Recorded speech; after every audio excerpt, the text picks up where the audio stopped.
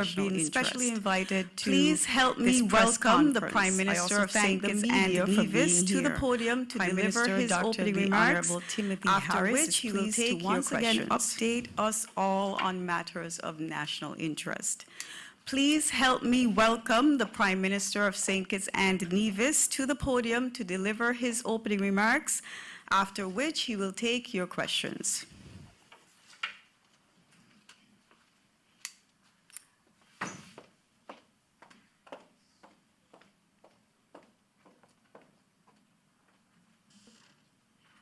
The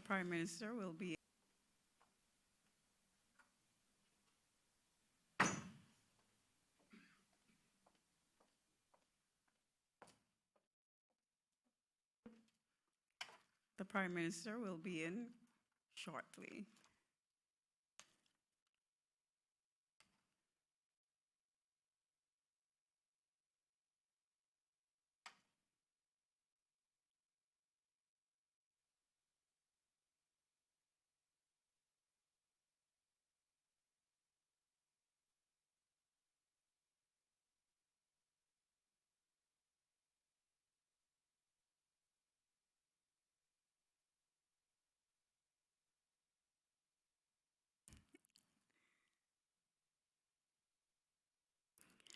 Okay, I think we will use this opportunity to have the national, okay, we won't take that opportunity.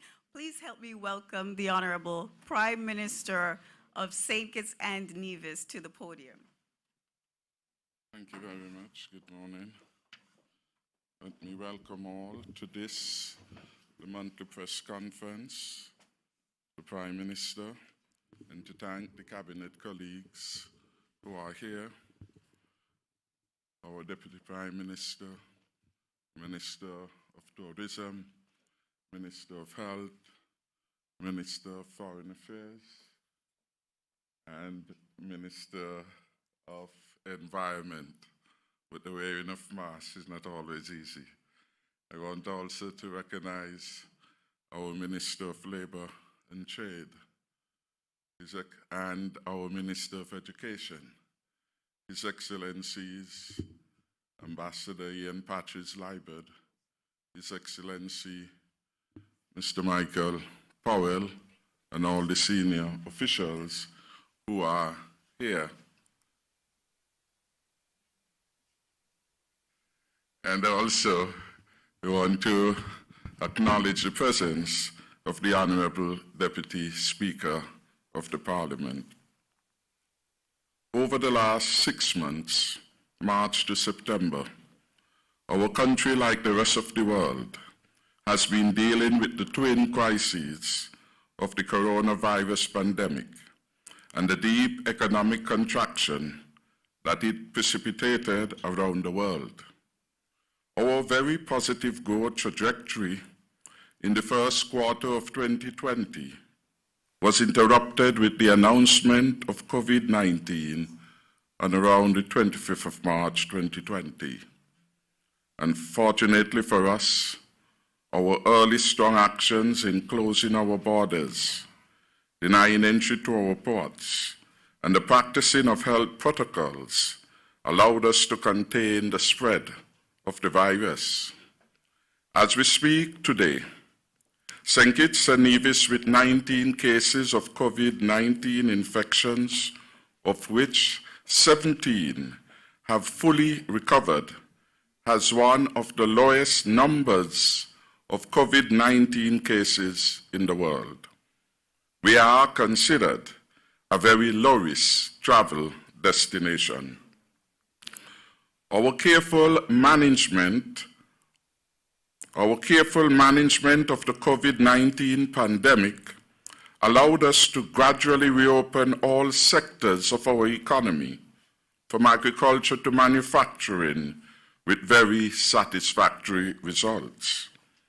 All our manufacturing plants are opened, and over 84% of all employees willing to work are back on the job. I'm advised that a few employees are turning down invitations to work at nights. This, in my view, is unfortunate, given the global challenges in finding work. Our people have to adjust to the new dynamics of shift work and accept work when it becomes available. The traditional 8 a.m. to 4 p.m. work routine is giving way to flexible hours as dictated by consumers and, of course, the inescapable production schedules. Across the 8 export manufacturing plants, 879 persons are back on the job. Jaro Limited has 205 of its employees back on the job. Jaro is the largest employer in the export manufacturing enclave, and it is followed by API Harrow St. Kitts Limited, which has 198 persons having returned to work. Of a total of 1,112 employees in the export manufacturing sector, 71 were made redundant, leaving a pool of 1,041 persons available for work. 879 employees, representing 84% of the pool, are now satisfactorily back on the job, receiving their earnings. We expect another 100 employees to resume work when Jaro Limited completes its retrofitting of its other plants to ensure compliance with COVID-19 protocols. Jaro has several work plants, and so they are retrofitting a number of them to ensure the safe return of just over 100 employees. I assure Jaro Limited and indeed all of the manufacturing plants that any support solicited that we can offer, we will readily consider. Beyond the economy, our society has been adapting well to COVID-19 in spite of the irresponsible behavior of some at recent fetes. Our churches, thank God, are fulfilling their mandate to spread the gospel, providing necessary avenues for our people to worship, to pray and praise our Almighty God. The imposition of restrictions on church gathering in earlier emergency powers COVID-19 regulations was a challenge for my spiritual faith. And I am happy that our churches are operating so responsibly in the context of a dangerous and contagious COVID-19 pandemic. I want to record my appreciation to the church leaders for their understanding and support over this period. We certainly can say, hitherto, the Lord has helped us. St. Kitts and Nevis has come a long way in its successful management of the COVID-19 cases. We are designated by the US-based Centers for Disease Control as a very low-risk destination. We are one of the countries approved to be a part of the CARICOM travel bubble. These gains that we have made should never be frittered away with selfish and irresponsible behaviors by any of our citizens, residents, and visitors. Accordingly, in preparation for the imminent opening of our borders, we have insisted that our citizens and residents comply with all health protocols, especially the wearing of masks in public, frequent hand washing, physical and social distancing, and indeed in that regard we must remind people in their own self-interest they will have to consider avoiding large crowds and congested areas. These practices have to become second nature to us as we work to protect ourselves, our families, our friends and loved ones. Given that all of our COVID-19 cases were travel-related or imported cases. Strict compliance with the health protocols is the only way to contain the spread of the virus, minimizing any strain on our small health system and loss of employment and productivity due to quarantine, isolation, or hospitalization. To date, our hotel sector remains substantially closed. My government committed that we shall open our borders in October. We did so on the assumption that the critical stakeholders, such as the St. Christopher Year and Support Authority, SCASPA, our hotel operators, and indeed the Ministry of Tourism, would ready themselves for the reopening. I am advised by the Tourism Authority that so far 3,458 workers in hotel, hospitality, and transport subsectors have been exposed to training as to the new norms for living and working safely in a COVID-19 environment. The chairman of SCASPA, Mr. Damian Hobson, has advised that works at our main airport, the RLB International, commence on Monday, the 28th of September. That is this week, Monday. The contractor, Ballet Project Management, has advised SCASPA that work will be completed not later than October 26, 2020. The first phase of the work addresses the Welcome Center on the ramp in front of the arrivals area, converting the VIP lounge into a medical screening area and constructing sneeze guards on the counters.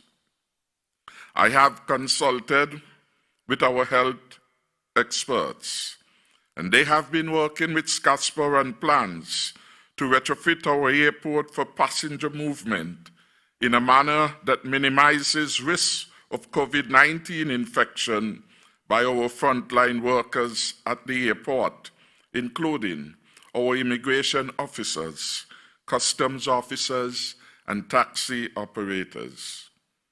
Having consulted with our critical stakeholders regarding their readiness and taking into account the level of national preparedness and awareness of the risks of COVID-19, we will open our borders to the rest of the world. But rest assured, we will never drop our guard. Lives will be protected at all costs. I am pleased to report that our borders will be fully opened on October 31st, 2020. I repeat, our borders will be fully opened on October 31st, 2020. We open our borders not just for tourists or hoteliers. We do this to allow our own nationals and residents abroad the opportunity to return home to their families, their jobs, and their communities in a more regular and predictable way. Additionally, we allow for hotels to open up again to visitors and other guests, and the resumption of work for all of our people. This is a most significant development in my view. We have learned from the experience of others over the last 6 months. We have faithfully been taking the advice of the World Health Organization, the Pan American Health Organization, PAHO, the Caribbean Public Health Agency, CARPHA, and our own health experts and the National Task Force.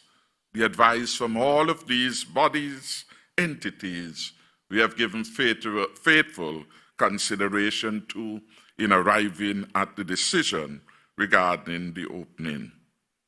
We can, with the support of all, take this major step to open our economy fully and we can now do so while minimizing risks to our own country.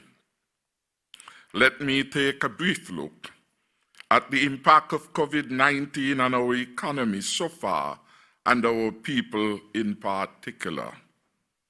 We have some data for the first 6 months of the year, and the data on employment as at the end of June 2020 revealed that for the first 6 months of 2020, a monthly average of 23,745 jobs were available in St. Kitts and Nevis.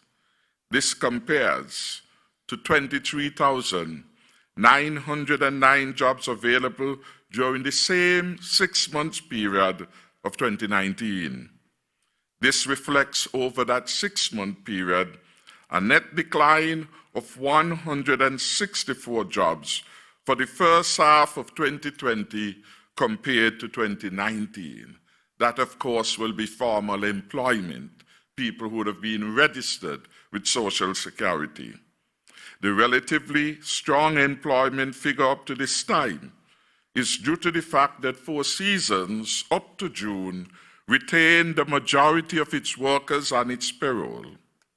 In terms of gender participation in the workplace, data at the end of June indicated that 12,810 jobs were held by women and 10,934 jobs were held by men. More women then were active at work in the first half, and they occupied 54% of all jobs versus 46% of the jobs being held by men.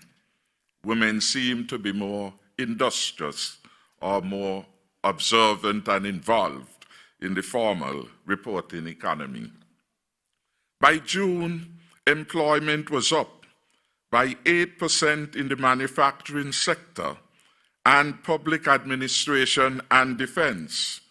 Declines were recorded in the wholesale, retail, hotels and restaurant and transport, storage and communication sectors ranging from between 3 and 5%. During this period, the non-government sector recorded a loss of 831 jobs, while the public sector recorded an increase of 666 jobs for a net job loss overall of 164, which I referred to earlier. The employment situation during the third quarter is likely to change, with layoffs of employees by Four Seasons, another entity post-June 2020. The layoffs from Four Seasons may reflect the most dramatic impact. This decline is likely to be mitigated by increased employment in the manufacturing sector, largely driven by JARA's uptake in employment, assuming all goes well. JARA, by the end of the year, will be taking on about another 100 employees to take up their role to over 300 plus. It is, as I said earlier, the largest manufacturing plant in the country. And of course, since June, we have moved gradually to remove the restrictions and business operating hours. And we suspect that that would reflect an uptick as entities then have longer business hours and have resulting demand for more workers. The reduction in the number of active jobs reported for the first 6 months resulted in a consequential fall in the average monthly payroll from $76.34 million in 2019 to $74 million in 2020. An average of $38.2 million per month was being paid to females, against $35.8 million being paid to males. Of course, the difference may be a reflection of the fact that more women are at work. More women may like work too. And so we want to encourage our fathers, our brothers, our male adults to seek diligently for work. I want to turn to this matter of severance payment, since there has been some continuing public interest in this matter up to last Tuesday, when the Minister of Environment and I were among the panel on leadership matters. The matter of the severance came up.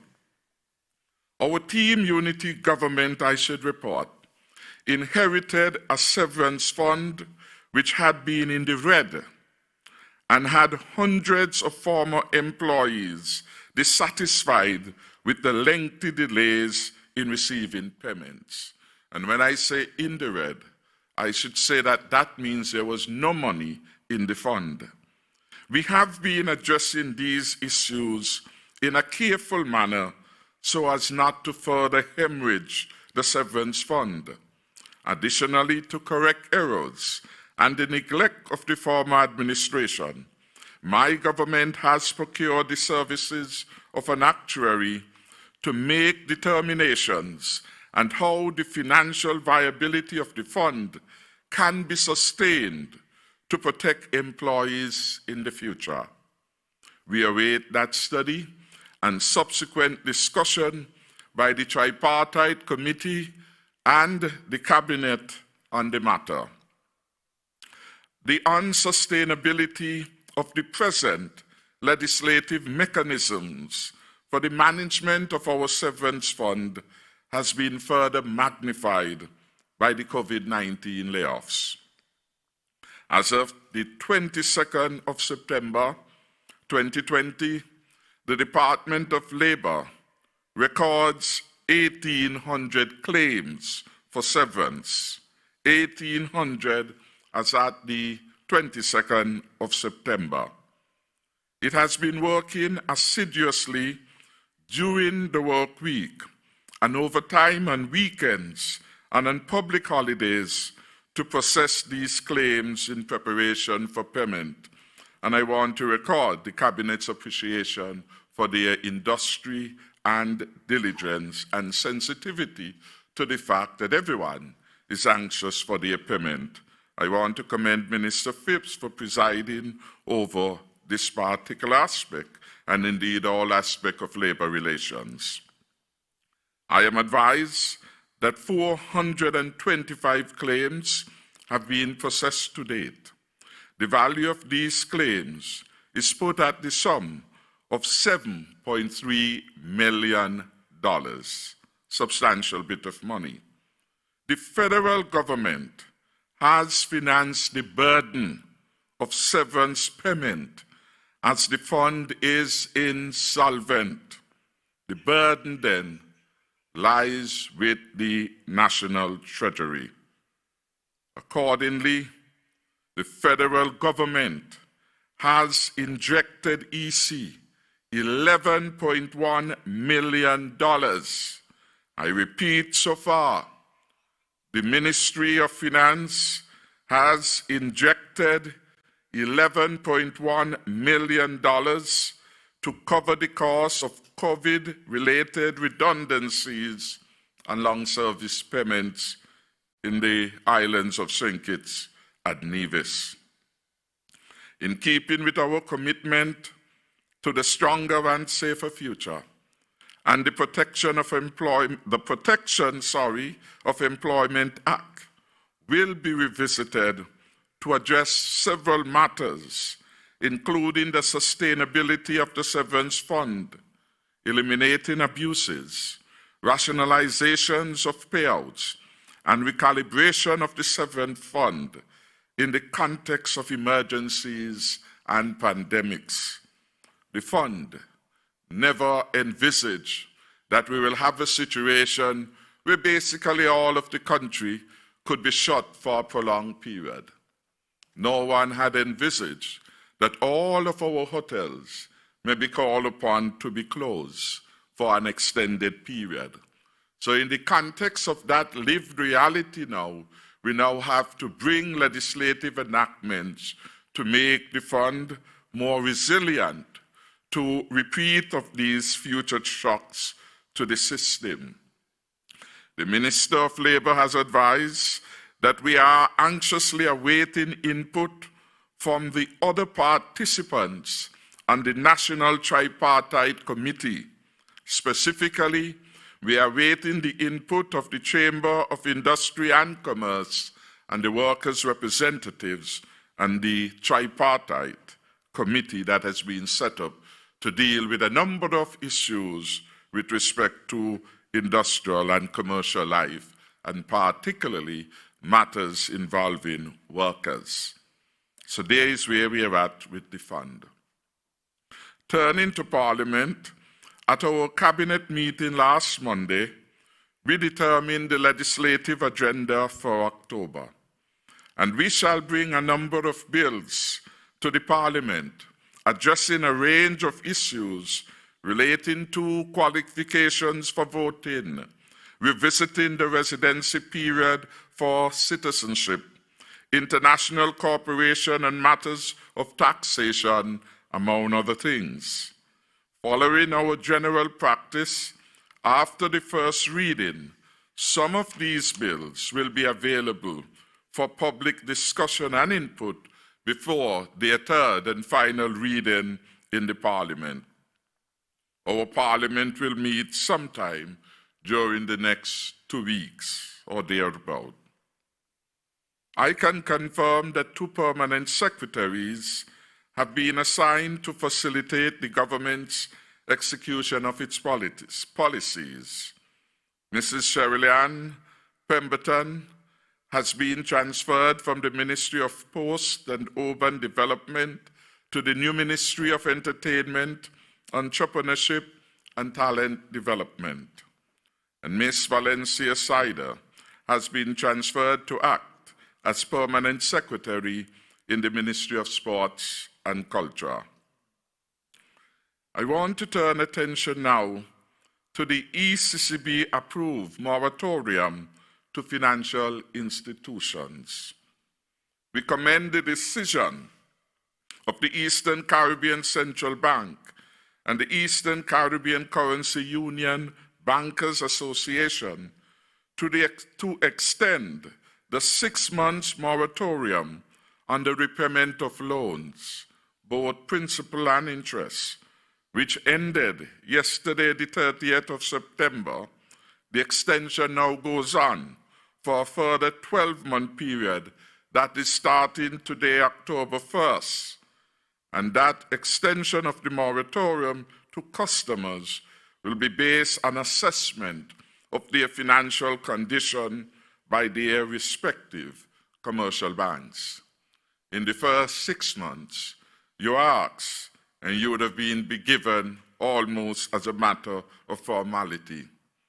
For the next 12 months, you can ask, but the banks will also do a more vigorous assessment of your ability to pay. So if your conditions would have improved significantly, it is very possible that your bankers can say no. In the first wave, the Monetary Council had basically requested, perhaps insisted, that everyone should be given the opportunity for a stay in their payment of principal and interest. The banks, after consultation with the ECCB, have agreed that they will extend it for a 12-month window. Now, the 12-month period have come into consideration because it is expected for a longer period we will still be living with COVID-19, at least for another 12 months. That is why we have to get in the norm of doing the right thing, and that is why we must avoid complacency in application of the health protocols. In addition to the deferral of payments, a waiver of late fees and charges will be applicable to qualified customers during this period. Going forward, the loan repayment deferral program will be based on an assessment of the financial condition of customers, and each member bank will advise its customers of the details and processes for support of the program. Now, the central bank and the Monetary Council has to become involved in this, because the central bank will have, as the regulator, to give a special dispensation to banks in terms of its treatment of that portfolio, which is subjected to relief. As you know, the banks have very strict criteria for writing off and writing down of loans for which there had been no payment. So the central bank support will be required, or else the picture and the health of these financial institutions could appear problematic to the regulator. How successful has this moratorium program been so far? I would say very successful. So far, according to the central bank, 2,137 persons in St. Kitts and Nevis have applied and received approval for the moratorium on mortgages, totaling $455.6 million. Significant. 2,137 persons in St. Kitts and Nevis have been approved for the moratorium on mortgages, and the mortgages total a whopping $455.6 million. So relief has come as a result of this measure to over 2,000 persons. This is significant. Our 37th Independence Anniversary celebrations have now ended, and overall the assessment is that they went very well. I therefore, as the Chair of Cabinet and Prime Minister, offer my sincerest commendations to the Honorable Akila Byron Nisbet, Chairperson of the Independence Anniversary Committee, and all committee and subcommittee members for their hard work. Commendations are due to every participant, every citizen and resident for the patriotism and pride exhibited during these celebrations. Young Destiny Morris will long be remembered for her contribution to the 37th anniversary of independence by her winning submission of the theme, Resilience, Innovation, and Security for Independence 2020. Destiny, for the record, is merely 12 years old. Let's give her a special hand of encouragement. Speaking of students, let me, on behalf of the Cabinet, congratulate, and I'm advised, 1,762 candidates participated and succeeded in the CXC, CSEC, which is secondary, and CAPE, largely at the CFBC level examinations. That figure sounds right? Sounds right according to the Minister of Education. Again, we commend the teachers, the parents and guardians, the invigilators, and the Ministry of Education for their support to our students as they sat exams this year under difficult and novel conditions of a global health pandemic. Their resilience, perseverance, and adaptability shone brightly. Last evening, I attended the launch of the St. Kitts and Nevis Robotics Association and Symposium at Government House, Springfield. Also with me was the Minister of Education and the Minister of Health. In my view, we have an amazing cadre of young people committed to science, technology, arts, engineering, and mathematics. I want to commend them all and their future contribution to the growth and development of our country.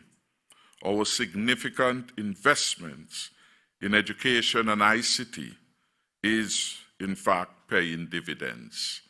I want to pause at this moment in time and allow the press to engage.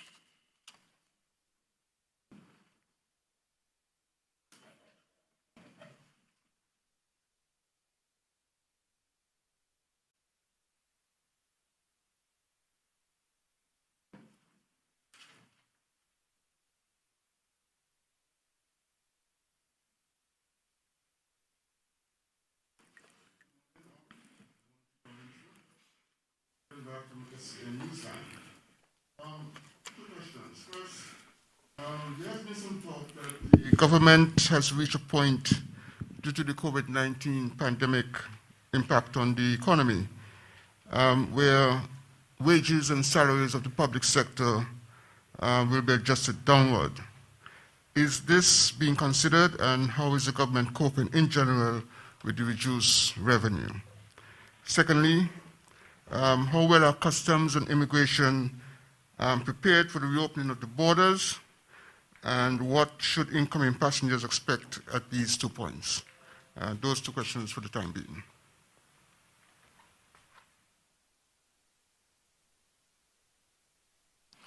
Are there any further input from the press? We will take a few questions and then we will deal with the responses.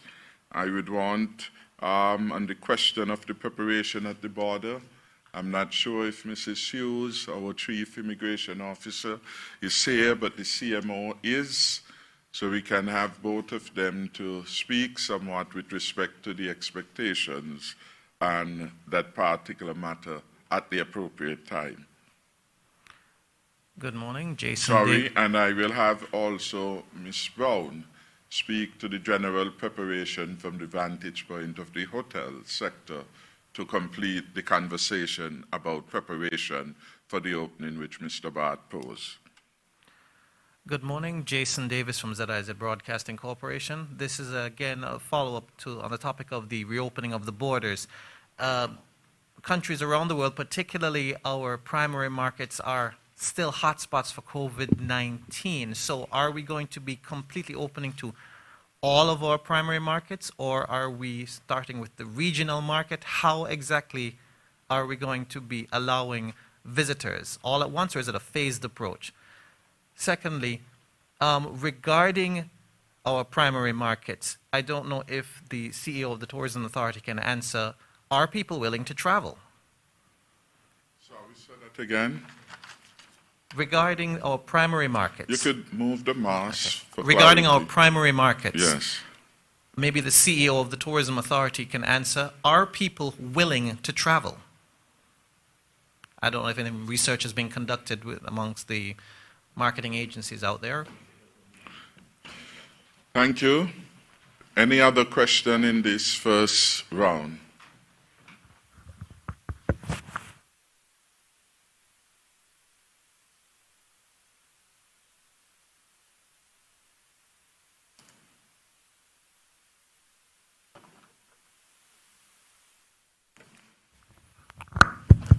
Good morning, Devon Cornelius, 1FM.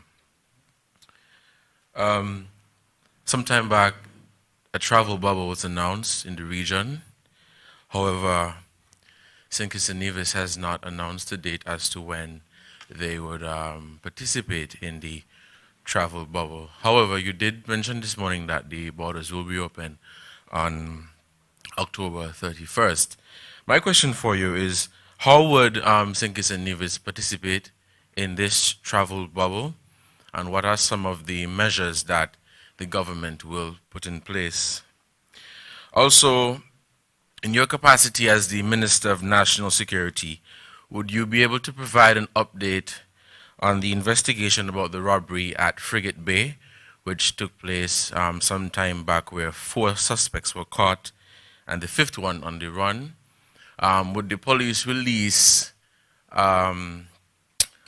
wanted bulletin for this suspect?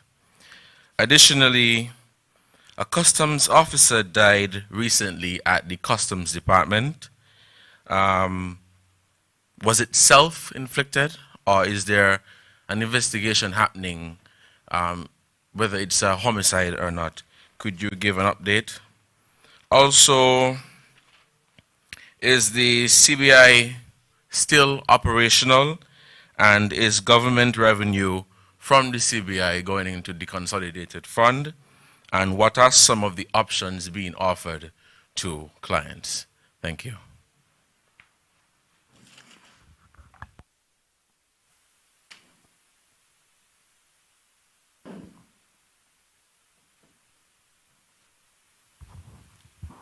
Good morning, Alicia Daniel Blake, Sugar City, 90.3 FM. And this question is from Valentine Thomas. The Cuban medical team has helped us so much over the last 6 months, well, several months, and I understand that they will be leaving in October. And Prime Minister, you have just announced that our borders will be reopening at the end of this month. How will we fill the void that these nurses and medical professionals will leave after giving such great help to the nurses? As we know, there's already a shortage of nurses at the hospital, especially during the evening and night shift. Are you going to ask them to stay? Okay, that's Valentine Thomas's question. This question is for Premier Brantley. And the Prime Minister has noted that there were several layoffs at the Four Seasons Hotel over the summer period. Has the Nevis Island administration, whether working individually as that entity or working in partnership with the private sector, a proposal in terms of how to reduce those persons who are now out of employment due to the layoffs at the Four Seasons? And the Prime Minister mentioned that in St. Kitts there will be 100 additional jobs at Jarrow. Has something similar been worked out or is being worked out in terms of Nevis? And in terms of education, it was a pleasure to hear earlier this week that there is soon going to be a new curriculum for the schools in St. Kitts and Nevis. I know of an instance where a young lady came to St. Kitts and Nevis specifically to go to Tibet to do the craft of makeup. And I was wondering if the Ministry of Education has pursued the thought of possibly selling St. Kitts and Nevis in terms of our vocational and technical, I guess, capacity, considering especially that this will be increased in the near future to the region. Is this something that would be considered or is already being considered? Thank you. Thank you very much for those questions. Just to give some alert, Mr. Brandy will deal with the matters with respect to the security issues that would have been raised.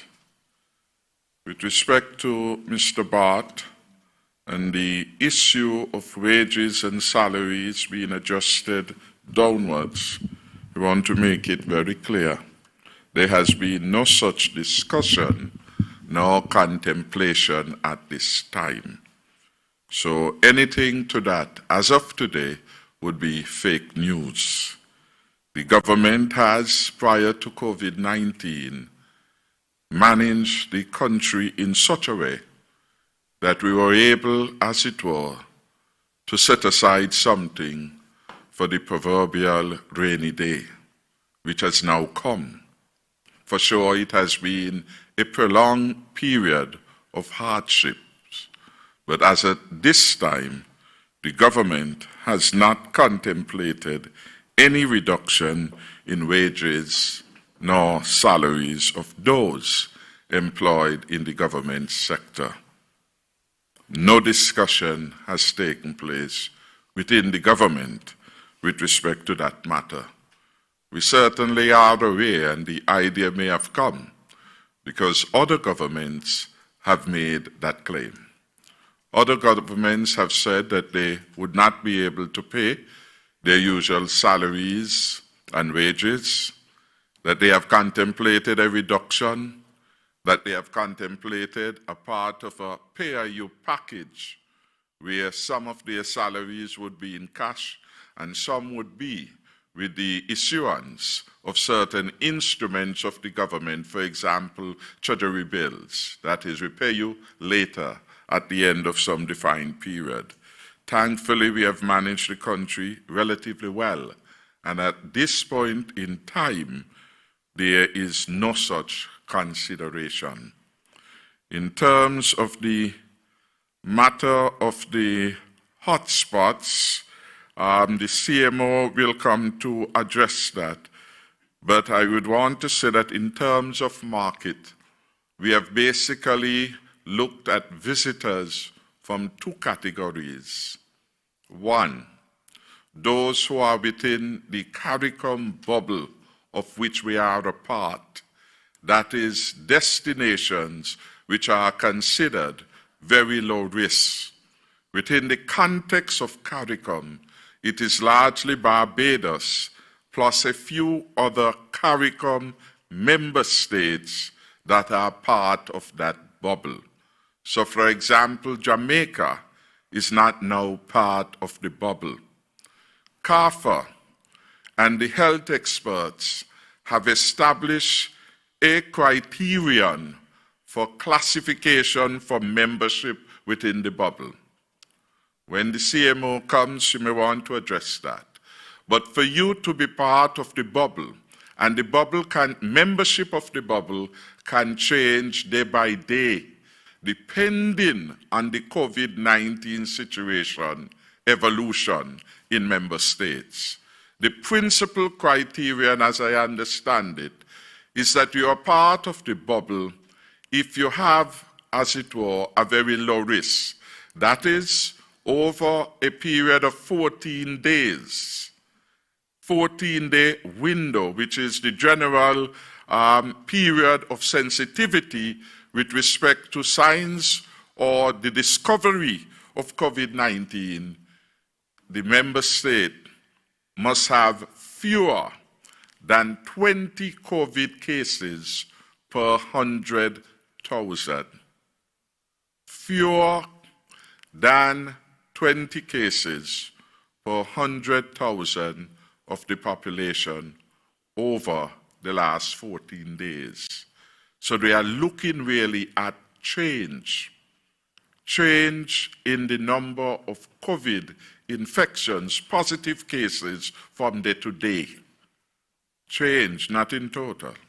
So if over the last 14 days you have had no cases or very little, then you would qualify to be part of the bubble. That is one of the principal criterion. So although Antigua and Barbados have in total more than 20 cases, when you look at their population size and when you adjust for the incremental change over a 14-day window, as it now stands, they are still considered low risk by international standard because it is 20 as a target, lower than 20 cases per 100,000 of the population. So that means the coronavirus disease is literally limited in its existence within a member state. So having divided our market with those two, people can travel provided they would have done before arriving here the necessary PCR tests, and that test is negative. So if you are coming from a high risk, you're coming outside the bubble, you do the test, you are negative, you can come.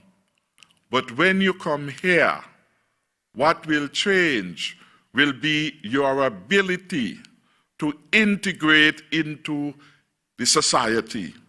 I think that will be the principal difference between them. You come from a jurisdiction that is relatively risk-free to the extent that could be operationalized, that is very low.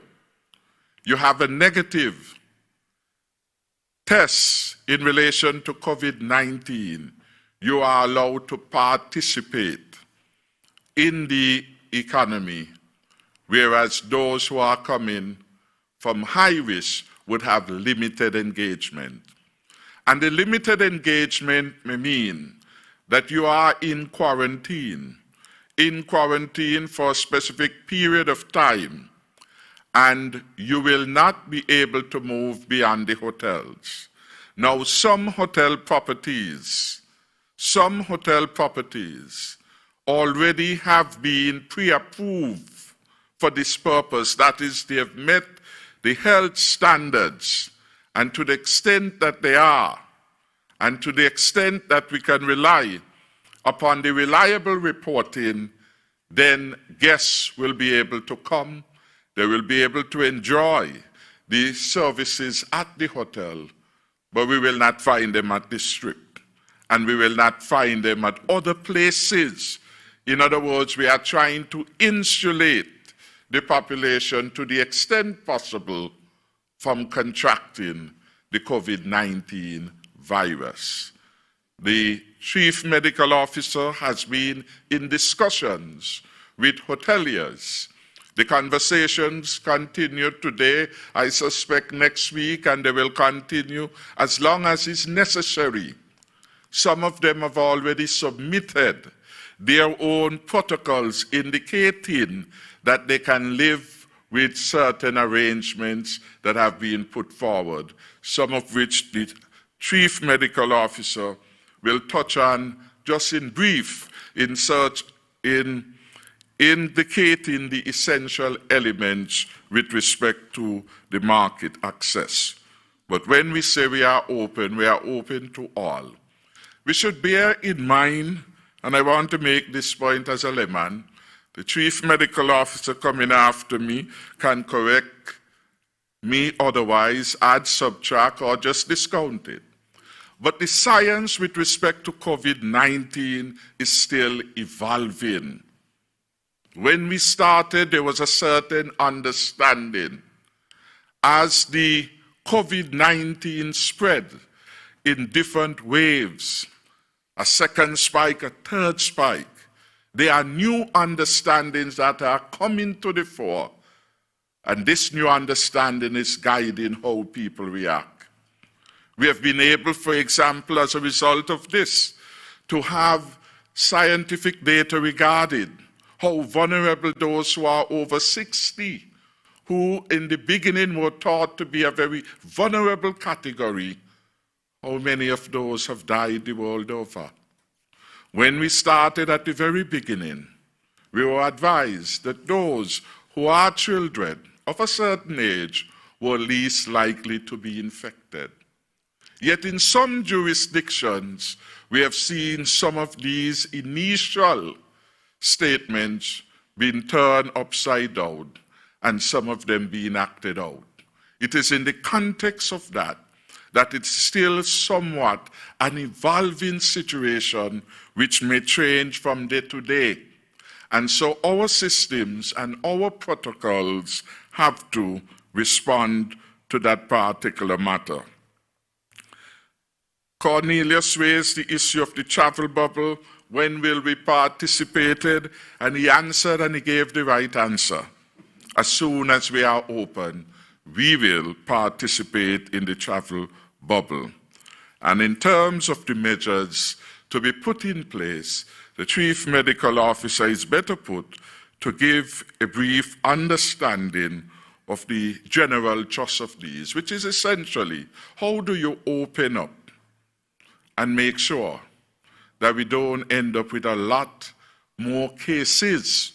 We expect we will have some, because as we add more people to the population, that is part of the challenge, especially when they are coming from hotspots. So she will give a general trust. The details and so on we will deal with later as they are being fine-tuned and discussed with the hoteliers. The matter of the officer who was died, that is for Mr. Brandy, and the robbery. The issue of the CBI, which was raised by Win FM, the CBI is fully operational, never really had ceased. Regarding the funds, of course, go in the consolidated fund. It was a commitment that we made since 2015. And if you were to look in our manifesto then, you would see that that was what we said, and that was what we have been doing. We had a fundamental difficulty in opposition with the CBI program. And I recall in Parliament, when the member for number 8 posed the question about the CBI, the then former Prime Minister said to him, I can't say nothing about that. That's a one private matter. You're going to have to ask the councillors. If they want to answer you, they answer you. But that's not for the Parliament. We said that that was a wrong. And we have attempted to correct it by ensuring that resources become part of the consolidated fund so that there can be accountability, so that the Director of Audit can exercise the audit function in relation to these funds. So that is the answer to the issue of the consolidated fund. The Chief Medical Officer will answer the issue, perhaps in relation to the Cuban Medical Brigade, and then we will have Mark Brantley on the issue of Four Seasons, and I think there was one other question. So to go in order, government wages, preparation for the opening. I would want to invite the Chief Medical Officer, Dr. Hazel Laws, to address essentially those issues of a health nature. Dr. Laws, could you come forward? And then after Dr. Laws, Mr. Brandy will come. If he needs any help, I will invite Mr. Butler, but I suspect Mr. Brandy will do a complete job. What Mr. Butler may perhaps need to say is what the Customs has done in brief in relation to this incident in terms of its outreach to the family and matters to do with the staff, enhancement in terms of any support that have been provided. I should add, though, that today is a funeral. There's been a lot in the social media, which is very much unfortunate, because the Customs and the controller of Customs, Mr. Butler, from day one has been in touch with the family. They are my constituents. I've been in touch with them up to yesterday with respect to this matter. In these tragic circumstances of the loss of a very young man, in the blossom of his life, it'll be good that we extend some courtesy to the family. And this ongoing probing and spreading of on social media of misinformation is unhelpful and disrespectful to the peace and comfort which the young family would require at this very sad and difficult moment of time. So I would just ask those who are on social media propagating an agenda to put themselves in the shoes of the family and try to offer them some solace at this very difficult time. There may be time long after to deal with other issues, but right now I think the family need more care and solace and prayer than the false news that is being propagated. Dr. Laws. Good morning, everyone, and thank you, Mr. Prime Minister. And you have been correct in all that you would have shared, and so I will just augment what you would have said. I'll begin by saying that the COVID-19 pandemic continues, and it is progressing, and the situation remains very fluid and dynamic. And so the big question is, how are we going to reopen our borders in this context? And so we would have looked at other countries who have gone before us, and we would look at would have picked out the best practices. And so in opening our borders on October the 31st, we are going to take a phased approach. And so in phase 1, all inbound travelers to the Federation will fall into 2 categories, as stated previously by the Honorable Prime Minister. The first category will be those coming in from territories within the Caribbean bubble. And based on what would have been released by CARICOM recently, these islands include Anguilla, Antigua and Barbuda, Barbados, Dominica, Grenada, Montserrat, St. Lucia, and the St. Vincent and the Grenadines. And these are the islands at present. And as PM would have said before, the situation remains very fluid and dynamic. And so the Ministry of Health, the Health Emergency Operating Center, will have to monitor the COVID-19 pandemic status within these territories on a daily basis, on an ongoing basis. And so travelers from outside of the CARICOM bubble, that would be the second category. So if you are coming into the Federation from a territory outside of the Caribbean bubble, you would then have a risk of some level of risk of exposure to the virus. All right, so those are the 2 categories where that will be, you will find yourself in if you are coming into the country. Now, if you are coming in from the CARICOM bubble, what happens? So once you would have been in one of these Caribbean territories for at least the previous 21 days, and once you would have provided us with a negative PCR test, you will be subjected to screening, just regular screening at our airport. And once you come out, once you are asymptomatic, meaning without symptoms, you will then be allowed to integrate into the Federation without a period of confinement or quarantine. And then you have all the options of accommodation open to you. So that's an overview of what pertains with respect to persons coming in from the Caribbean bubble. So if you are coming in now from outside of the Caribbean bubble, all right, there will be a number of COVID-19 approved accommodation options open to you. And these include the government designated facilities which are already in use, 2 in St. Kitts, 2 in Nevis. It also includes the pre-approved or certified sites with which there is appropriate security facility. And then you also have the option of one of the local franchise hotels. In our Federation, there are 4 such. And so if you're an inbound traveler, a tourist coming in from outside of the Caribbean bubble, these are your accommodation options. And to provide you a summary, inbound travelers will be confined to their accommodation site with access to an approved package of services in a bubble, all right, for the first 7 days of their stay or less, because we are told that persons coming in from our source markets, they remain here on an average of about 4 to 5 days. And so once you come in, you remain in the confinement of the hotel or the accommodation, and you will be allowed to partake and access a pre-approved package of services within that hotel setting.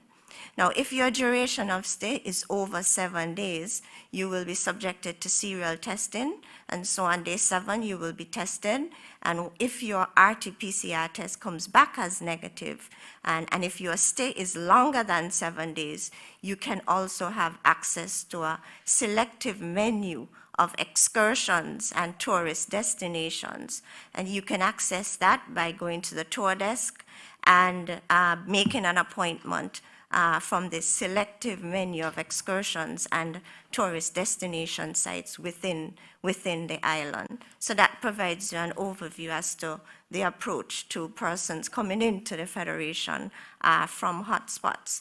Just to add a few more points with regards to persons coming in from the Caribbean bubble, I wanted to add that if you are coming in from a territory within the bubble, and it's important that you would have been in that country for at least 21 days. So if you are coming into St. Kitts from an island within the bubble, but you were in transit in another country outside of the bubble, you will be subjected to that 14-day period of confinement. I don't want to use the word quarantine. Right? So that's important to note with respect to the Caribbean bubble. So that provides you a summary of the approach to the incoming passengers from either of the two categories. And when we say it's a phased approach, in the first phase, the number of hotels that will be allowed to take in tourists from the hotspots can be expanded in the second phase, and then the number of excursions and tourist destination sites that will be open to the high-risk traveler can be expanded in the second phase of our opening. One of the questions referred to what would be the experience of the inbound passenger in terms of customs and immigration. As Honorable Prime Minister would have stated, infrastructural work started at the airport on Monday, and the whole aim is to make the process, the incoming process, seamless. And so once you would have disembarked the aircraft, there will be an area where you can sit and wait, and then you will be shunted into the newly designed health desk or health station at the airport. After leaving the health station, once you would have checked through, once you would have been deemed asymptomatic, then you will be channeled to the immigration counters. The immigration officers will be well protected with sneeze guards. They will be properly attired in appropriate PPE to interact with the incoming passenger. After you would have left immigration, then you would go downstairs to customs, and again, infrastructural changes are being done at the airport to protect the frontline workers, custom workers. They too will be protected by sneeze guards, etc. And so all the necessary changes are being made to make the process for the inbound air traveler to be seamless, as seamless as possible. I think Mr. Davis asked, will we be open to all markets? I think yes. And then there was another question, Caribbean travel bubble, how will SKN participate? I think I would have answered that. And then the other question with respect to the Cuban team of medical professionals, the Ministry of Health recognizes that once our borders reopen, there is a probability that we will see an increase in number of COVID-19 cases. We may probably see our second wave of COVID-19 cases, and so it's prudent for us to have the Cuban contingent or team of medical professionals remain on island at least for an additional 6 months. And so we would have recommended to our permanent secretary, and by extension the Cuban embassy, that we would need the Cuban team of medical professionals to remain on island with us for at least an additional 6 months. That comes with a cost, Yes, sir. Thank you. I hope that the CMO would have answered all that has come so far. Mr. Brandy's phone went off a bit, so he's waiting on some information. No, he's ready. We'll have him, and then we'll have Minister Brantley.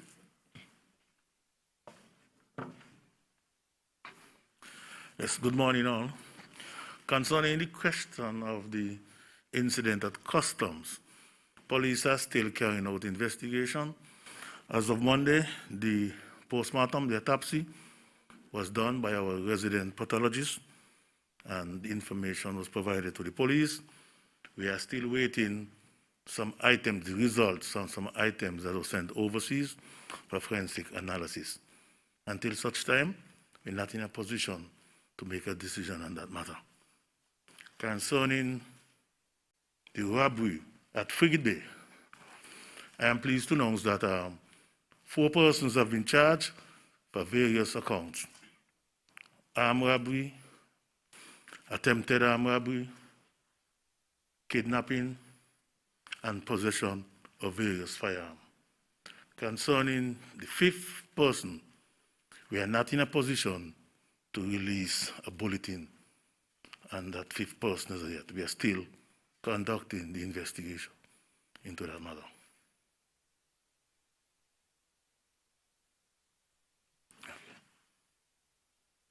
Okay. Add anything on the custom? I just said that. That's the first thing I said. I don't know if Mr. Butler will want to add anything concerning the family.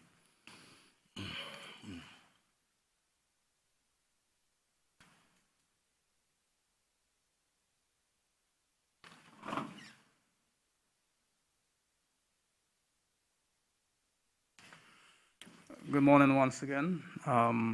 The Customs is very saddened by the loss of a fellow officer, Mr. Andrew Robin Douglas. I take this opportunity once again to express our sincerest condolences to the family of Officer Andrew Robin Douglas.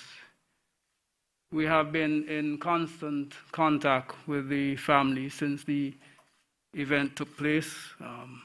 We have provided support, both in terms of financial support and otherwise. Also, we have, of course, the staff. Due to this event, there would have been some individuals who would have been traumatized through this event. As a senior management, what we did, we sought to reach out to the staff with face-to-face meetings, and so that we were able to identify those individuals who would have been traumatized by this event. We are thankful to the support of the government and the Ministry of Finance, who was able to provide counselors who were able to come in during last week, and they were able to meet with the staff that were traumatized. This is an ongoing event. Last week, they would have met with several different members of staff, and we're hoping to continue that process going forward. I cannot speak, as Mr. Brandy would have said, to the investigation. It's an ongoing investigation, so there's not much I can say in regards to the details of that, but I'm confident in the professionalism of the officers who are doing the investigation, and I'm pretty sure that they, in due course of time, will express what they need to express in an official manner. So thank you very much. Thank you very much, Mr. Butler. We now have Mr. Anthony. Good morning to members of the press and those who are listening and viewing. I think there was a question directed to me concerning the issue of the Four Seasons workers and what plans we have in place for them. I will say that the best plan for them is the reopening of the borders. So I think that the Honorable Prime Minister has given us the answer in large measure this morning, because if the borders reopen, we anticipate our hotels will reopen. If our hotels reopen, we anticipate our people go back to work. That was a piece of the puzzle that has been missing for some time, and I would want to publicly thank the Prime Minister and thank the team that has been working so hard on finally bringing us a date, at the very least, when all of us now can look forward to a resumption of some level of activity in the tourism sector. Nevis, as we all know, is heavily reliant on tourism, and so for the past 6 months, the island has really suffered. because whilst, of course, the Prime Minister and the reporter who asked the question would have mentioned the Four Seasons, the truth is that there are many other smaller properties that have equally been closed. And so many families have suffered. In some instances, several members of the same family are working in the hospitality sector. This also has impacted the allied services, the taxi operators, the tour operators. It has impacted our restaurants. Nevis is quite famous for its food, and many restaurants have been closed. It has impacted even our farmers and fishers who supply the hotels and supply the restaurants with food. And so it has been a tremendous negative impact and a tremendous drain. As Premier of the island of Nevis and Minister with responsibility for finance there, I can also say, of course, that it has negatively impacted our financial resources and our revenue. So all in all, I think that the reopening of the borders is what we have been waiting for, to try and turn things around and at least get us back to some sense of normalcy on the island of Nevis. The expansion of the economy generally, that is something we continue to work on. There are various developments that we are pursuing, and I think that at a different occasion, I'd have an opportunity to expand on those more. Thank you very much for the question, and thank you, Prime Minister, for the opportunity. Thank you very much. I want to recognize our Minister of Social Security et al., the Honorable Jean Hamilton. He has just left church, I'm advised, not because he's Thursday, a worshipper, but there in his ministry there was a special service put on today, and being the diligent minister, he had to be present. But he's here now, and we are happy to have you, Minister Hamilton. Are there any further questions or issues which one would like to raise? Just to say, in terms of the Cuban Medical Brigade, their stay here so far, in terms of personnel, have cost us at the federal government over $800,000, excluding accommodation. So it's a substantial cost, necessary in the context of our own vulnerability to the COVID-19 pandemic. So we have a vested interest, really, to ensure that we do not allow things to escalate, so that we have a prolonged need for this kind of support. Every dollar that you move from one source to a next, every dollar means one less. There's always a competing demand for resources. So we want to minimize those costs that could reasonably be avoidable. In the context of our precautionary approach to the COVID-19 pandemic, it was absolutely important that we prepare for the worst case scenario. And that is why we brought in a brigade of some, I think it was about 31 persons from the health services, and made them available to the island of Nevis and the island of St. Kitts as part of our effort to beef up the vulnerability. Deaths usually occur from the experiences elsewhere when the health system is strained, put under pressure, and people therefore cannot respond in appropriate ways to those who are sick. So again, we continue to encourage our people not to take things for granted, not to expose yourself to the challenge of this virus, this disease. So this is where we are at. We have another question. Do we?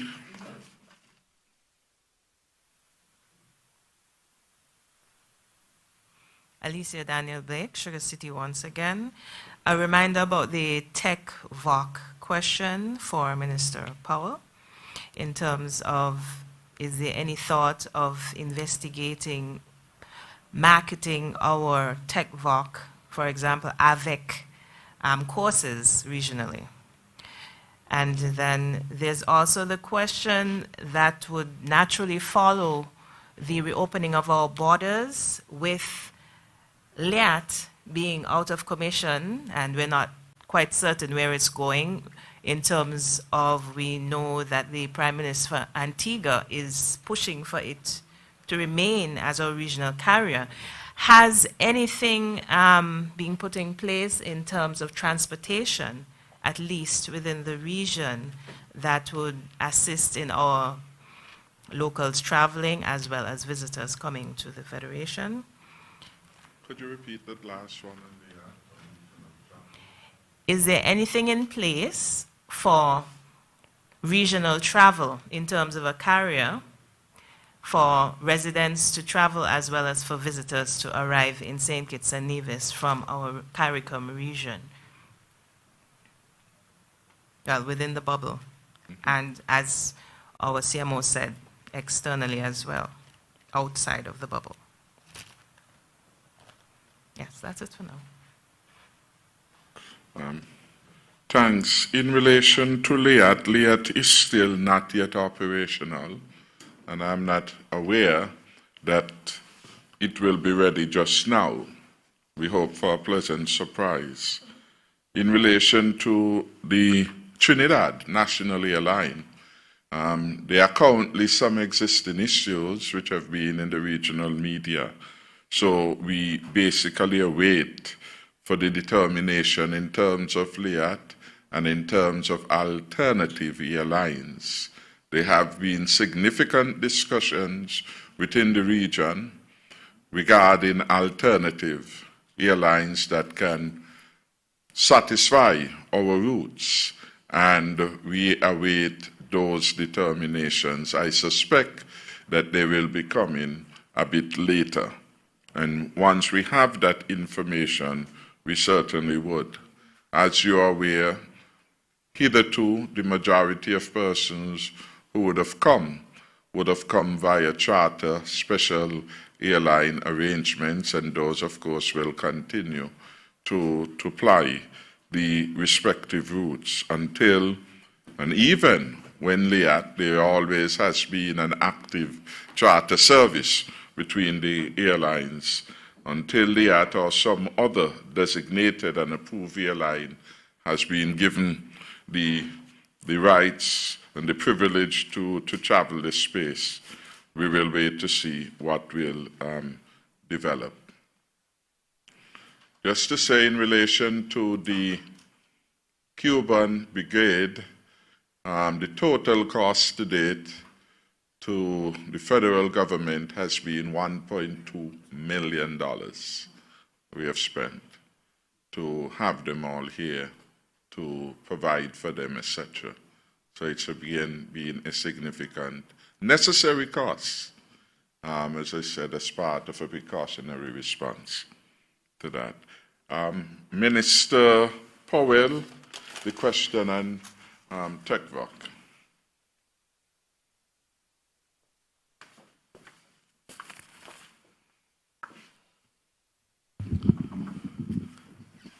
Good morning, all. I believe the question was actually in relation to TVET. There is a new curriculum that the Ministry of Education has been working on, which is designed to be less focused on preparing students to pass exams and to put more focus on an accredited high school graduation certificate, which is based on a more holistic course of studies, including emphasis on TVET, which is Technical and Vocational Studies, local St. Kitts and Nevis studies, and a plethora of STEAM subjects, including coding. And by STEAM, I mean science, technology, engineering, arts, and mathematics.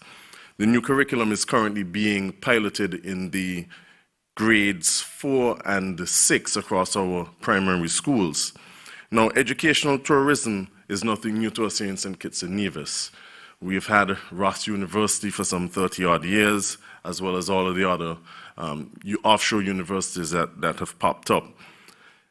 In respect of TVET, with the assistance of the CDB, we are in the process of retrofitting existing TVET spaces and building additional facilities across our secondary schools and making a significant investment in the AVEC facility. While we would love to be considered the center of excellence, as it may be, for TVET studies in the region, we must be cognizant of our limited resources and ensure that our local students are given first priority. The CFBC is also included in this TVET revolution, and that is where TEPVOC comes in, and would have the capacity to offer even more opportunities to students in this respect. We have a commitment from CDB to the amount of $32 million in this respect in terms of the retrofitting and building out. This includes a brand new wing at the Gingerland Secondary School, which would have been commissioned, started construction just a few weeks ago. And so while it is something that we certainly would look forward to and welcome, we must ensure that our local students have the first right to these opportunities. Thank you.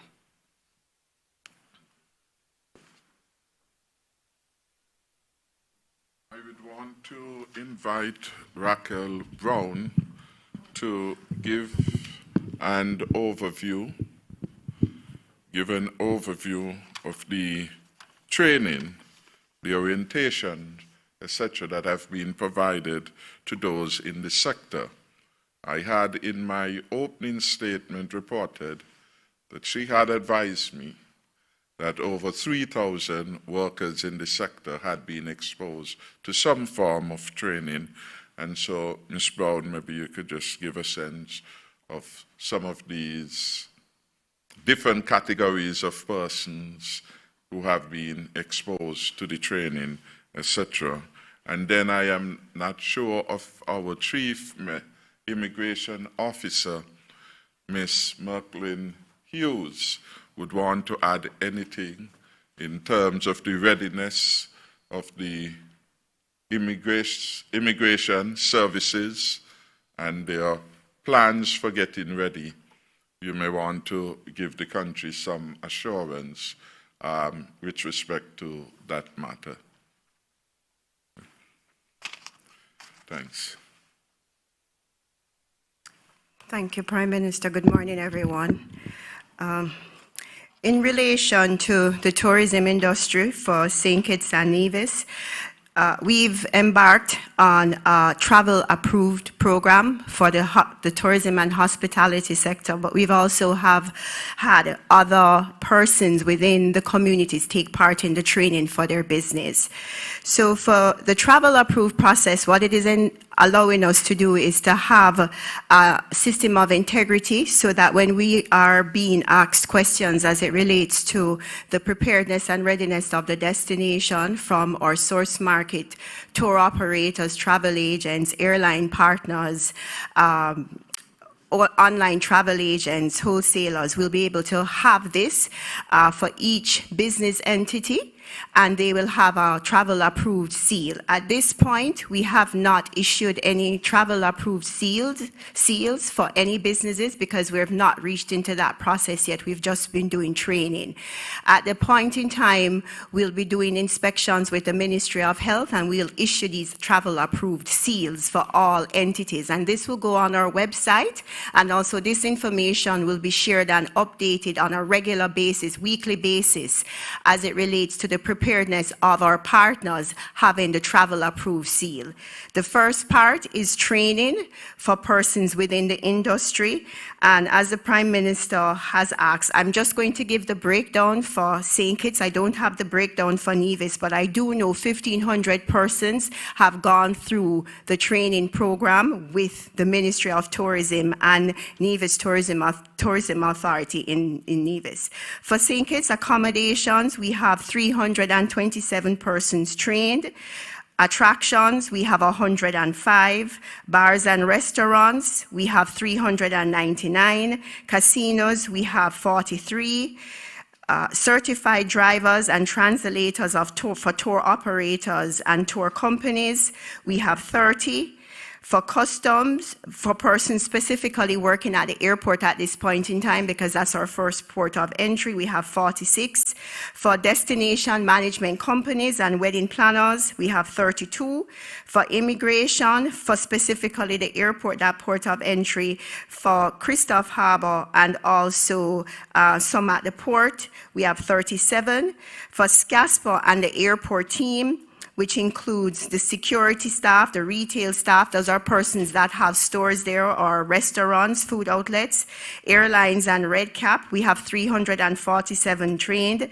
Spas, we have 25. For taxi operators, we have 390 taxi operators trained. Tour operators and tour guides specifically, we have 31. And for our water operations, these are catamaran operators, ferries, water sports, dive boats, fishing, we have 146. So in St. Kitts, we have 1,958. So at this point, those persons will shortly be receiving their certificates from the first who started in July. The next process is working with the Ministry of Health within this next month to do the inspections for persons to receive the travel seal. It will be good for 1 year, and it will be renewed. For this year, we waived all training fees and we waived all fees as it relates to the travel seal approval for everyone in the industry, because we recognize that it's been a very hard year. However, moving forward, all things being equal, at the end of 12 months, we will do the charges. There was a question relating to willingness to travel and our source markets. In relation to data and insights, for St. Kitts and Nevis, our main source market is the United States, followed behind the UK, Canada, and the Caribbean. However, at this point in time, because of the distance in terms of the UK, while persons are willing to travel and they will travel, we've kind of left them out of our survey because it's going up and down in terms of travel requirements. And our airlift, we're not a tag. For the North America lines, we have non-stop flights that come straight from the gateways to RLB, whereas for British Airways, we have to go through Antigua. They stop there and then come here. And at this point in time, they're still working through that dynamic with BA.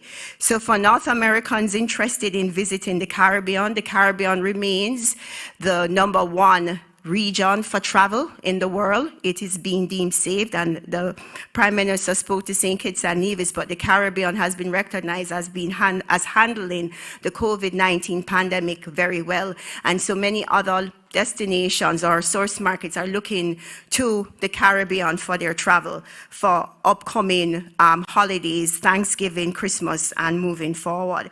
For the US specifically, this survey was done by Travel Zoo, and we use different partners in the travel industry to do our data, and it's based on our demographic that we're speaking to.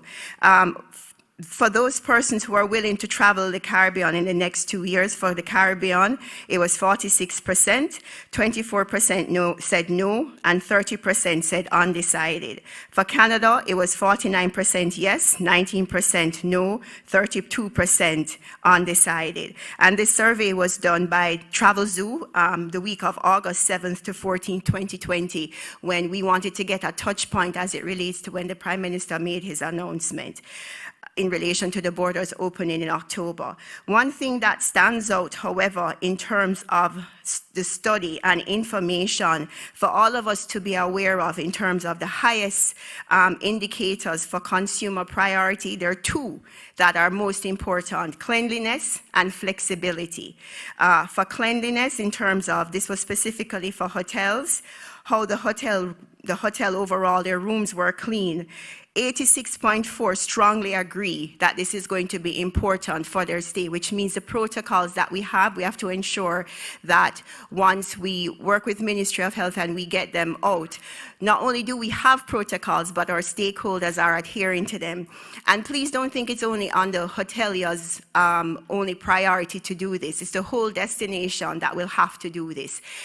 When we get to the second phase, where persons are actually leaving the properties, all being equal, God willing, we're going to have to demonstrate this ability. So from the get-go, from someone arrives at the airport, we're going to have to make sure that it's cleanliness and it's safe and it's healthy. So that's 86.4% strongly disagree, 0.7% agree, 9.7%. As it relates to the hotel cancellation policy, where they're going to put their head, 59.3% strongly agree that a cancellation policy is required and it needs to be flexible.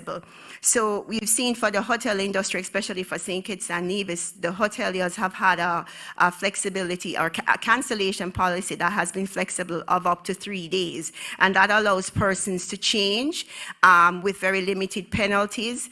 And so that actually also is going to help us in rebuilding the tourism industry. So I hope that I've covered all of the questions that were asked in relation to tourism. Thank you. Now to invite Mrs. Hughes to come, and could we have an indication whether any other member of the media would like to ask any questions so that we could manage this process? We would also want, since Dr. Neil is here, to give him 2 minutes at some point. In my opening remarks, I commended the formation of the St. Kitts and Nevis Robotics Association. Dr. Neil has been at the forefront of coordinating the involvement of our students in robotics. And in fact, they have gone to Mexico, I think they have gone to the UAE, and they have done well. St. Kitts' rank, I am advised, about number 31 in the world in terms of robotics. That is an outstanding achievement which must be improved in the next couple of years with our increased interest in that area. And we certainly was first place in the OECS according to the information that was presented at last night's launch. So we are happy that Dr. Neil is here and can give us 2 minutes about what is happening at this point in time in terms of the preparation of our students and what we can look forward to as a country. You would recall that in the formation of the cabinet, we put special emphasis in ICT. We always have done, and the Attorney General had led that effort in the first term. We had determined, given the increase in litigation and the volume of work in terms of our parliamentary calendar, that particular aspect of the ministry really should go elsewhere for further attention and build out, and the AG could focus more on the legal aspects of the government, and we are hoping to have great things. What was interesting in the presentations from last night was that the persons are seeing this area rightly as the new growth area for St. Kitts and Nevis, both in terms of its ability to enable the provision of services, etc. And through active use, we are able, hopefully, to have some foreign exchange earnings. It falls well into the mandate at the ECCB level, really, to move from a cash society to a cashless society. It moves well into our efforts to build out the blockchain technology. These specific areas have to be given increased and improved focus so that we will begin very early to have benefits that we can demonstrate have come from our participation this way. So, Mrs. Hughes. Thank you, Prime Minister. Good morning, everyone. Dr. Laws and the Prime Minister would have covered just about everything pertaining to immigration and the visitor or the nationals returning experience when they come through the RLB or any other port of entry going forward.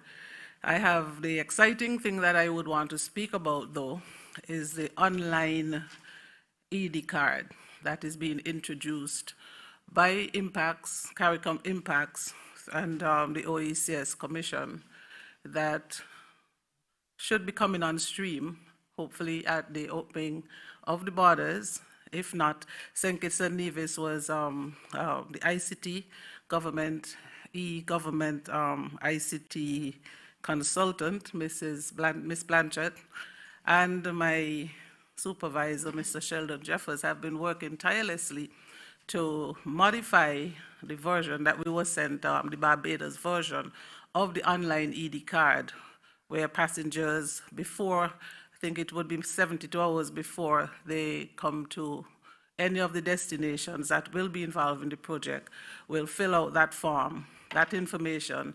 It would have been modified to include immigration, customs, and health. That information will get to us in advance so that all the various queries can be addressed. And so that is something that we're looking forward to. Immigration benefited tremendously from the training with the tourism and health. And we're looking forward to the official opening of all the ports in St. Kitts and Nevis. We will also now be seeing the opening of the Christophe Harbour within the next few weeks.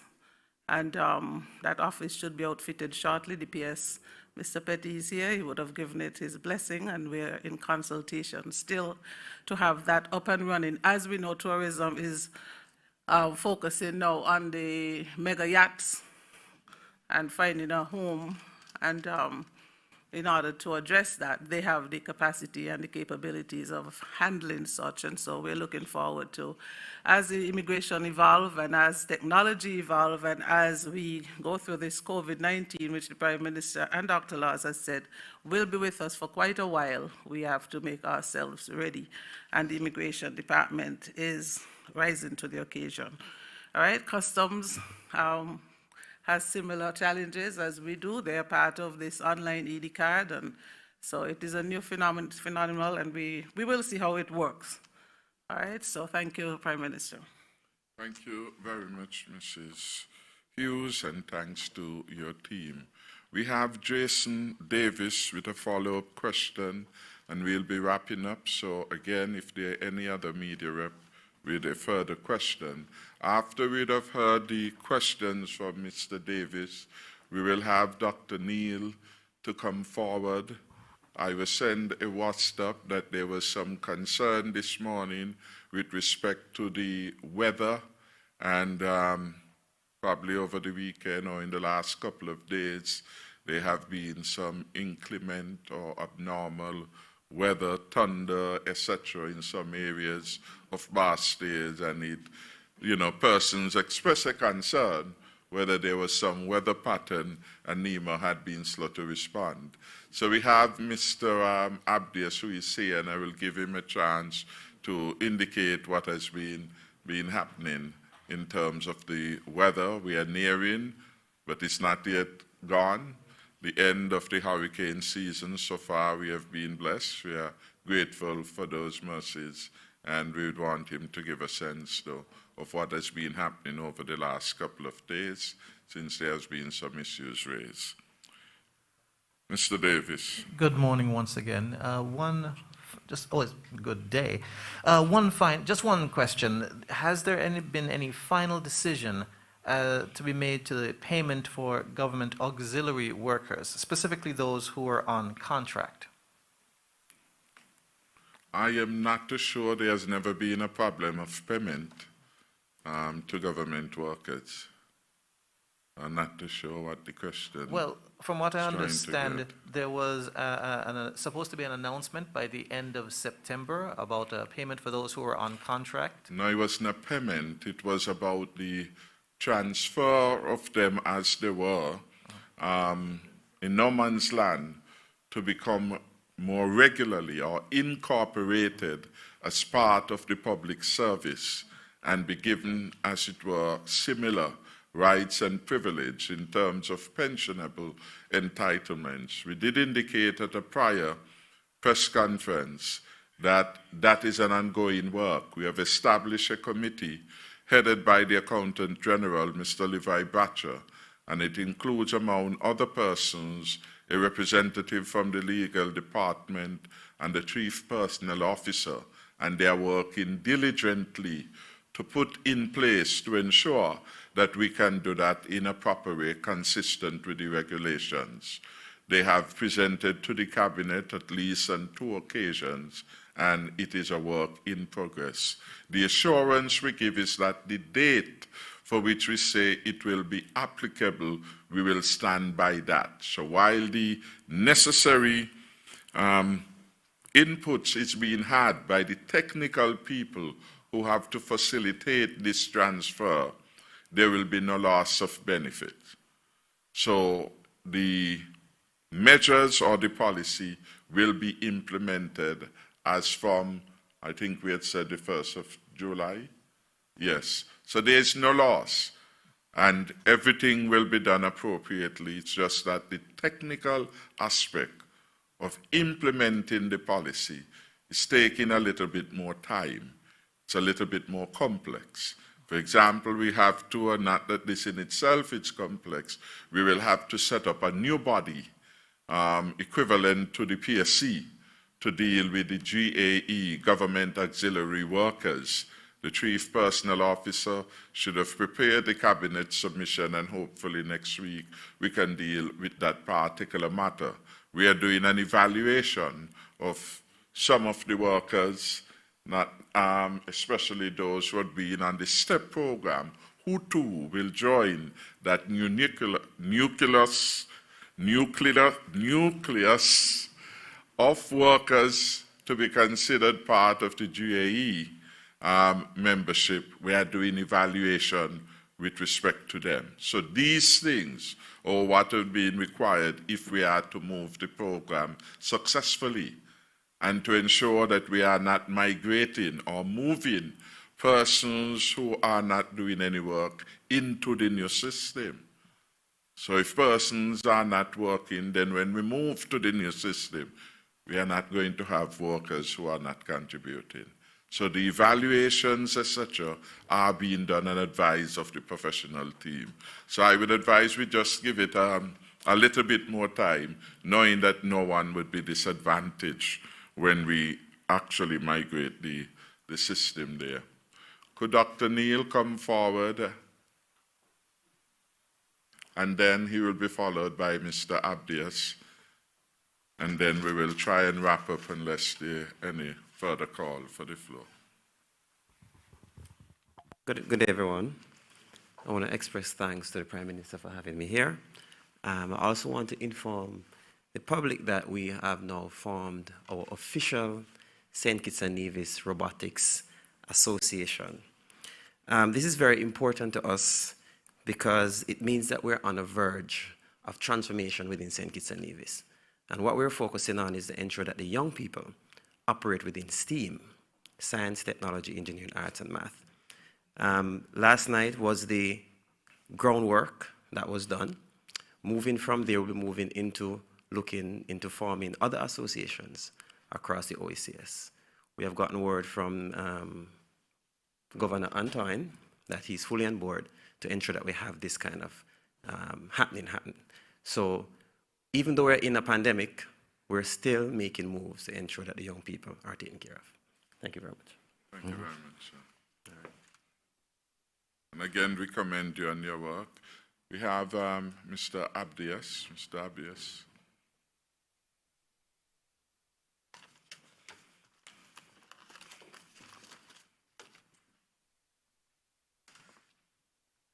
Good morning, and thank you, Honorable Prime Minister. Sorry, good afternoon.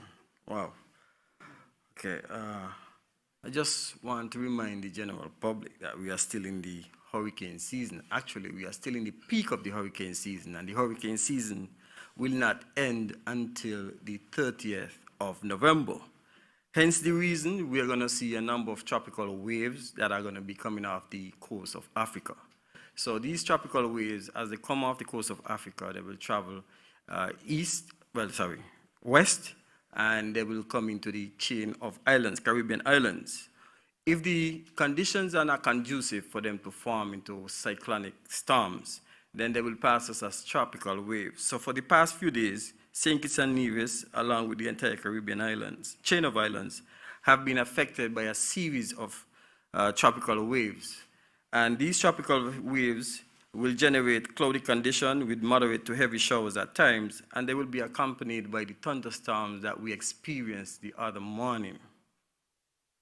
As such, again, we are appealing to the general public to remain alert and also to listen to the information provided by our local Met Office in collaboration with the Caribbean Institute for Meteorology and Hydrology and our parent agencies such as CDMO, the Caribbean Emergency Management Agency.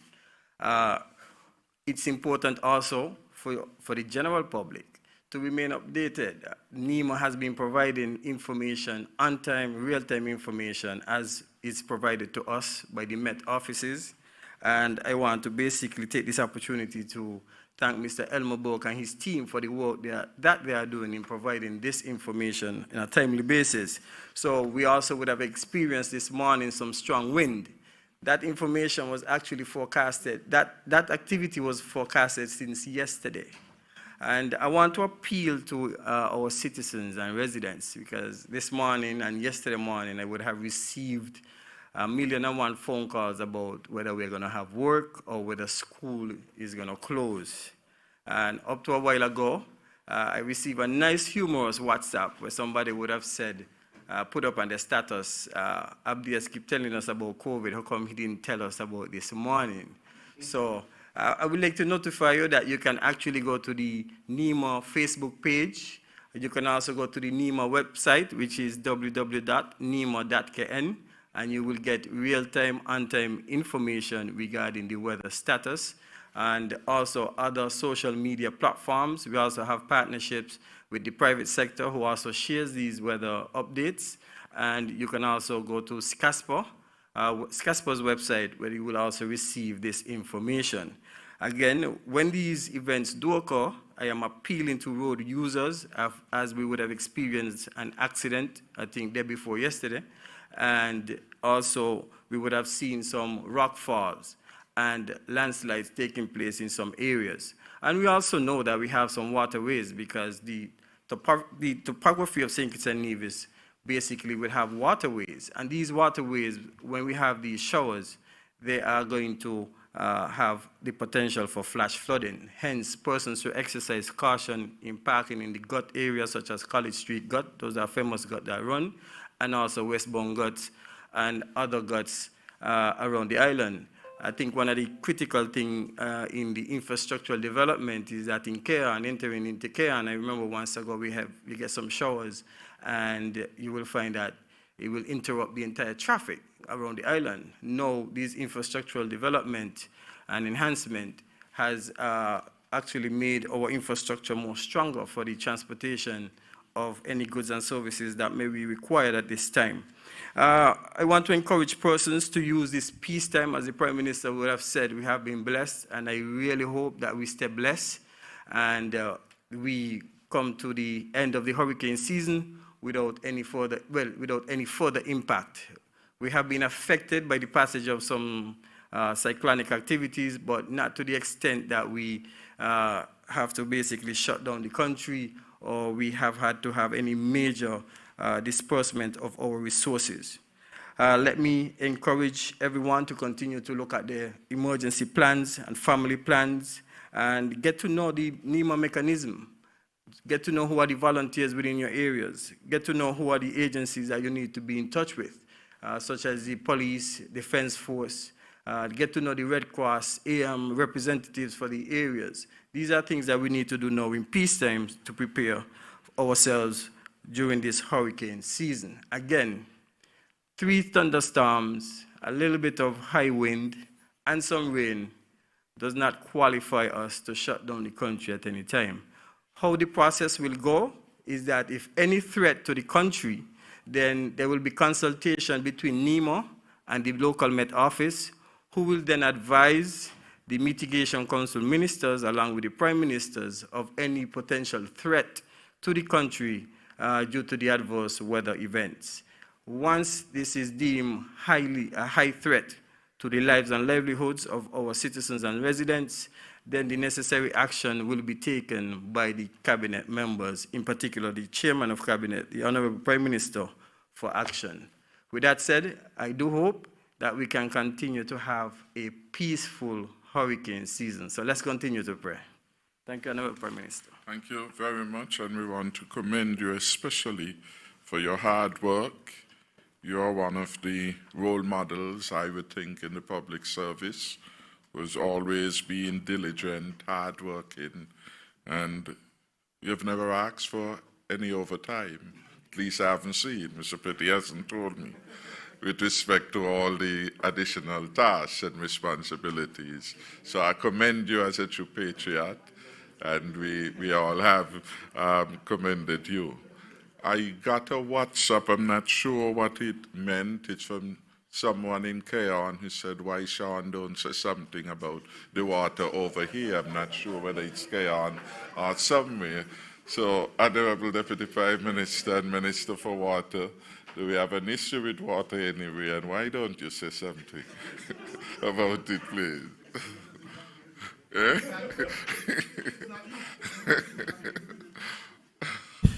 Good afternoon to everyone. The Water Department is currently experiencing some issues with providing water in some areas of the island of St. Kitts. As a matter of fact, in order for me to be here this morning, I had to use some bottles of water to take a shower because I've been corrected to take a bath. We do, as I said, have some issues in the Sandy Point area in particular. Those issues have been ongoing.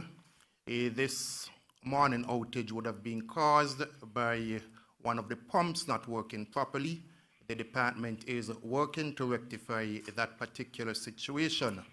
I'm not aware that there is currently a shortage or an outage in the Keon community. What I do know, and we have put out a notice indicating to the public that we currently have an issue within the Molyneux community. We are expecting the water there to be restored by 2:30 p.m. This afternoon. Additionally, because of the road work which is taking place, that is the resurfacing of the island main road, we have had to be laying new pipes in several different areas. For example, currently we are undertaking work on the Wellington Road area. Coming out of that, there is currently an outage affecting certain persons in the vicinity of where the work is being undertaken. The water there is expected to be restored around 1:30 p.m. or 2 p.m. This afternoon. What I must advise the public is that the department, let me say the ministry actually, is making a much better effort in terms of informing the public of these outages. There is now a communications officer within the ministry in the person of Sharina Warner, and she has been quite attentive in terms of getting the information and putting the information out to the public. Persons can go on the Facebook page for the ministry, that is the Ministry of Public Infrastructure, and receive information at all points in time when we do have these occurrences taking place. Let me also add that there are some instances whereby leaks developed within certain communities. That is the case, for example, with Molyneux today. Those, of course, those are not planned, and so as soon as the information is transmitted to the office, that information is sent out to the public. Again, we apologize to all of the areas which are affected. I should add too that work is ongoing between Godwin Gut, I think, up to the Old Wood community. That work is going to be ongoing for several days, and so as that work continues, you will have periodic outages within the communities affected. Thank you. Thank you very much for that helpful information. I regret it's Molyneux, and hope that very shortly, as you did indicate, that it will be rectified. And we hope that the showers that we are having have certainly added a richer store of water for all communities. And we are going to work hard to deal with these issues of water. Those in Keon have been for a lifetime. And so we intend to make that a legacy priority of the Team Unity administration. I've just had one request. The PR people would like to have a photo of all the ministers. We have had some who were late because they were on other business, and so they are seated elsewhere. We'll ask you just to stand. Those standing, for the record, are late arrivals, except for Minister Phipps and Minister Powell. We just ask you really to stand behind those of us who are seated for the purpose of the photo, and we'd invite our Deputy Speaker to stand to be part of the photo. I want to thank all, though, for paying attention and participating in this particular press conference. I think it has been very informative. We have dealt with a very critical and important matter, albeit the opening of our borders. We have given a firm date. You would have heard from the presentations made by our Chief Medical Officer, Dr. Hazel Laws, from the Director at the Tourism Authority, Ms. Brown, from our Chief Immigration Officer, and all others who would have spoken in this, that we are working very hard to ensure that when that day comes, we are in fact ready. So we would want during that period to have all the necessaries basically put in place. We want to thank the hoteliers and all persons involved for their cooperation. Again, we cannot be complacent, and we have to ensure that we observe strict standards. I want to make the point that some of the countries that have been best with respect to managing the COVID-19 are countries that have observed a quarantine. If we were to leave St. Kitts and Nevis to go to Canada, we'll have to go through a 14-day quarantine, still in place. London now is perhaps shut down and special measures are in place. So we have to be careful. As our health practitioners, they are willing to be flexible, and our policy will be flexible. If you have to come for 3 days, you're welcome. We can't quarantine you for 14 days when you're on a 3-day stay. But there are special programs that will be put in place in terms of protecting the population, but allowing you to come, allowing you to move within the compound of the hotel so you can relax, you can go to the beach, etc. That is why we need to ensure all of the workers are trained in the hotel sector. That is why it is significant that the efforts of the Tourism Authority in collaboration with the Ministry of Health, that those efforts continue. So everyone from the gardener and the hotel compound, he has to know how to relate to people. The barman, he has to know how to relate to people. Those at the reception desk obviously are going to be into contact. They have to know how to relate to people who are coming in. Those who are cleaning the rooms, they have to be able to relate. So it's a new order and a new sensitivity of which we have to begin early to prepare our people. Firstly, to take care of themselves. Because if they can't protect themselves, it means that they are going to be unreliable in protecting others.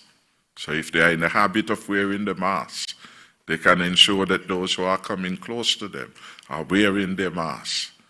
The cleaners will have to be sensitive to the fact that in their cleaning, there are certain things that they will have to observe. And those who are more practiced at cleaning and the health complications will have to go through that with them in a repeat way. So we minimize mistake. To err is human, but we want to minimize mistakes for the protection of all.